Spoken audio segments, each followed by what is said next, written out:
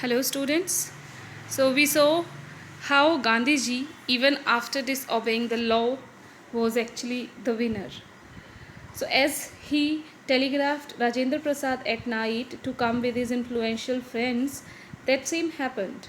Rajendra Prasad, Brij Babu, Maulana Mazrul Haq, and several other prominent, famous lawyers had arrived from Bihar. They conferred, had a meeting, discussed with Gandhi. What would they do if he was sentenced to prison? Gandhi asked. Because the case was postponed. The judgment was postponed. It was not dropped. So Gandhiji somewhere thought that he might be sent to prison. So what would the other lawyers do? Why? The senior lawyer replied. They had come to advise and help him, means Gandhi. If he went to jail, there would be nobody to advise and they would go home. A senior lawyer said that they had come to help Gandhi. If Gandhi was to go to jail, other lawyers, who would they help? Whom would they help? So they would go away. They would go home. What about the injustice to the sharecroppers? Gandhi demanded. So Gandhi very beautifully asked, if you would also go back to your homes, what about the injustice happening to the sharecroppers? Then the lawyers withdrew, went out to consult. Rajendra Prasad has recorded the upshot main points of their consultations. Rajendra Prasad was there and he told Gandhiji about his consultations. They thought amongst themselves that Gandhi was totally a stranger and yet he was prepared to go to prison for the sake of the peasants. If they, on the other hand, being not only residents of the adjoining districts but also those who claimed to have served these peasants, should go home, it would be shameful desertion. This is an important paragraph. Rajendra Prasad told that they discussed outside, and somebody said that among all the lawyers, it was Gandhi who was totally a stranger. The other lawyers were actually belonging to the adjoining nearby districts. But Gandhi was prepared to go into jail, and the other lawyers who actually had claimed to serve these peasants, who had claimed to serve the peasants of their area, should go home. If it happens, it would be shameful desertion. Their going back to homes would be very shameful. They accordingly went back to Gandhi and told him they were ready to follow him into jail. Then the lawyers got united and they said if Gandhi was ready to go to jail, the other lawyers would also be ready to go to jail. They would help Gandhi, they would help peasants, and they were also ready to go to jail. And here Gandhiji announced a very big thing. This is a very important question. Why did Gandhi say so? He said the battle of Champaran is won. It's not won, but he had said it because he could now see that the peasants were united and fear free and the lawyers were also united. So that is the reason he said the battle of Champaran is won. He exclaimed. Then he took a piece of paper and divided the group into pairs and put down the order in which each pair was to court arrest. All the lawyers were grouped and an order was arranged which pair would go first to the jail and then next and then next. Several days later, Gandhi received a written communication from the magistrate informing him that the lieutenant governor of the province had ordered the case to be dropped. Gandhi was waiting for the judgment. He thought he might be behind bars, but it did not happen. The case was dropped. Civil disobedience, again very important. Civil disobedience had triumphed, won, got victory, the first time in modern India. Okay, so Gandhi disobeyed the law, but still the case was dropped. So it was the first victory of this kind of movement. Gandhi and the lawyers now proceeded to conduct a far-flung means very deep, inquiry into the grievances, sufferings of the farmers. Depositions by about 10,000 peasants were written down. Their communication, their conversation, their on records, how were they treated by the Britishers, what kind of a contract it was, how much money they gave. These all kind of depositions were there about by 10,000 peasants, and notes made on other evidences too. Documents were collected, the real contracts, their copies, everything was collected. The whole area throbbed, filled with the activity of the investigators and the vehement, huge protests of the landlords. Landlords were protesting on a huge basis, because if these kind of records, these kind of documents and proofs are collected, then the landlords would be in trouble. In June, Gandhi was summoned to Sir Edward Gate, who was the Lieutenant Governor.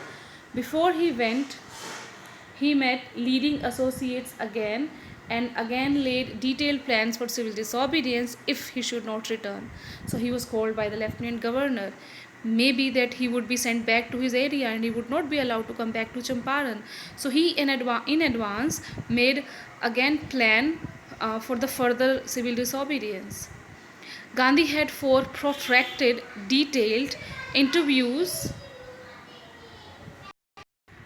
interviews with the Lieutenant Governor, who, as a result, appointed an official commission of inquiry into the indigo sharecroppers situation. So Gandhi, in detail, told each and everything to the Lieutenant Governor about the peasant sharecropping, and Lieutenant Governor, who was impressed with all these kind of documents, and those all were, and Gandhiji was having all the kind of evidences too. So he actually concluded that he would appoint an official commission of inquiry. It was there. The commission, means commission of inquiry, consisted of landlords, government officials, and Gandhi as the sole means only, single representative of the peasants. So landlords, government officials, all were in favor of British, but Gandhi was the only one in the commission of inquiry who was there as the representative of the peasants. Gandhi remained in Champaran for an initial, beginning, uninterrupted, continuous period of 7 months. He just came on a simple request of a peasant, Rajkumar Shukla, and he gave 7 months of his life, continuous 7 months. And then again for several shorter visits. The visit undertaken casually on the entreaty means agreement, of an unlettered means illiterate, peasant, in the expectation that it would last a few days.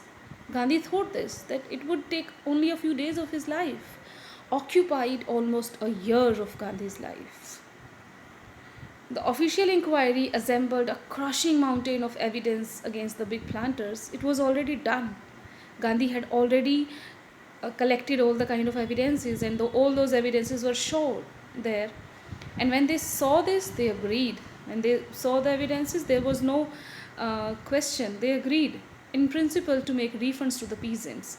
So they said that yes, they have taken money in a wrong way, and they were ready to make refunds to the peasants. But how much must we pay? They asked Gandhi. So this was the big question now. How much refund should be there? If you are cheated by some online site or something like this, and the product is not good or of cheaper quality, how much refund would you expect? Of course, 100%. We want our whole money. They thought he would demand repayment in full of the money, which they had illegally and deceitfully extorted from the sharecroppers. The landlords thought that Gandhi would demand repayment in full, 100% refund he would demand, because the money was taken illegally and deceitfully. Deceitfully means on the basis of cheating, extorted, taken from the sharecroppers.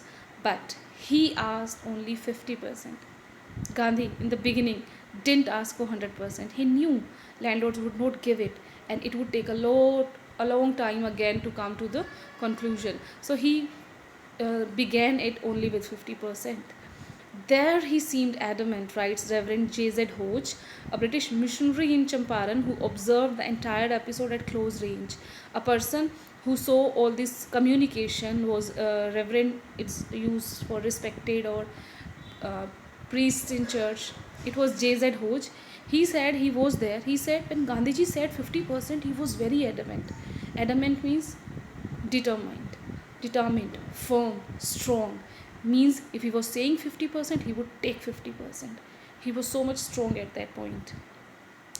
Thinking probably that he would not give way, the representative of the planters offered to refund to the extent of 25%. Landlords thought that Gandhi is so adamant he would not agree to less than 50. So they said, okay, we will give 25% because they wanted to prolong it. They wanted that they should not come to any conclusion and the case should go on and go on and go on. So they said, okay, we'll give 25%. And to his amazement, Mr. Gandhi took him at his word. Mr. Gandhi agreed, thus breaking the deadlock. So, in this way, the deadlock was broken. The case was ended with 25% money refund. Here you have a very, very important question. Why did Gandhi agree to 25%? Why did he not ask for 100%? Or why did he not, you can say, insist on taking 50%? The reason was, you will be getting it later in the text too, that for Gandhi, money was not important. What was important was the lesson peasants were learning. Now the peasants actually came to know that they can take something back from the landlords. Before this, the peasants were only giving to landlords money, whatever they were asking. But for the first time, landlords were defeated, and it was the peasants who were actually the winners. They were the peasants. So it was very important. So this settlement was adopted unanimously by the commission. This settlement means 25% refund. Was adopted collectively by the commission without any argument. Gandhi explained the thing which we have discussed in the previous para too, that the amount of the refund was less important than the fact that the landlords had been obliged to surrender part of the money and with it part of their prestige. So for the landlords, it was not only a part of the money, it was the part of the prestige. Never ever landlords had been defeated, but here the peasants were the winners and landlords were down. They had to give the money back, although it was 25%, but it was the beginning. Therefore, as far as the peasants were concerned, the planters had behaved as lords above the law. For these kind of peasants, planters were like above the law. Law was in their pockets, but this time law was the winner. Now the peasant saw that he, means every peasant, had rights and defenders. He learned courage. He means each and every peasant. So earlier they were united and now they got courageous. They were united outside the courthouse where Mahatma Gandhi could be sentenced to prison, but because of these thousand number of peasants, the case was dropped. And now he was courageous because he saw that he could get the thing back if it is illegally taken. Events justified Gandhi's position. Events means the victory of civil disobedience, how he got the evidences, how he united the people. So these kind of things justified Gandhi's position. British government came to know that this person Gandhi could actually influence people, unite people, and make them fear free. Within a few years, the British planters abandoned their estates. Now the British planters could not take the money illegally from the peasants. Peasants had also got some knowledge about the rights. So they abandoned their estates. They could not get any profit. And then the lands, the estates were returned to the peasants. Indigo sharecropping disappeared. So Gandhi came for this, and this has been achieved. But see next. Gandhi never contented himself with large political or economic solutions. So Gandhi gave very large political or economic solutions, but he was not contented, satisfied with it. He saw the cultural and social backwardness in the Champaran villages and wanted to do something about it immediately. He saw how the people of Champaran were culturally backward, how they were following the bad practices of the old times, how they were socially backward, means how they were not having drainage or sewage or water facility and the equality, and wanted to do something about it immediately. He appealed for teachers. So if you want to remove any kind of backwardness, the only weapon is education, and Gandhiji worked on that. He appealed for teachers. Mahadev Desai and Narhari Parikh, two young men who had just joined Gandhi as disciples, and their wives volunteered for their work. Gandhiji was having a huge fan following. So when he appealed for teachers, his two young disciples with their wives came to volunteer to give their services for the work.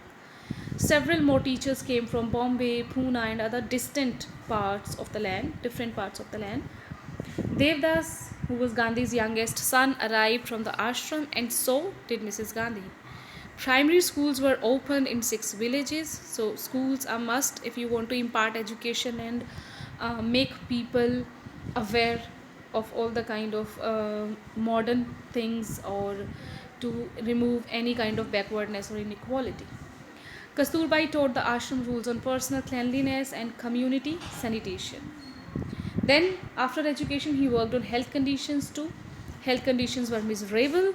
Gandhi got a doctor to volunteer his services for 6 months. So, he got a doctor, free, volunteer. He just wanted to give his services for 6 months.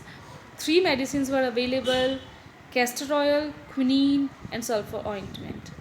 Anybody who showed a cotted tongue, infected tongue, was given a dose of castor oil. Anybody with malaria fever received quinine plus castor oil, and anybody with skin eruptions received ointment plus castor oil. So these were the health facilities given by Gandhiji there. Then Gandhi noticed the filthy state of women's clothes, filthy, very dirty state of women's clothes. He asked Kasturbai to talk to the ladies about their clothes. One woman took Kasturbai into her hut and said, "Look, there is no box or cupboard here for clothes. The sari I'm wearing is the only one I have." So this was the poverty actually they were facing.